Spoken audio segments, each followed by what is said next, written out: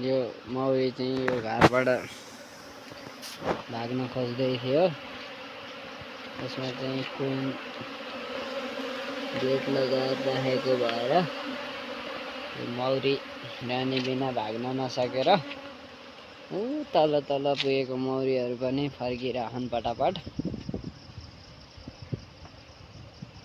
यो साह्रै नै रमणीय दृश्य देखिँदो रहेछ मौरी उडेको समयमा चाहिँ।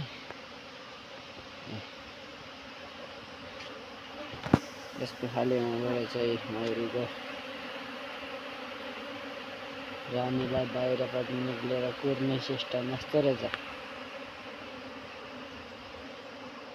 रानी नभएपछि तल पुगिसकेका पनि सङ्ख्याहरू फर्किरहेका छन्।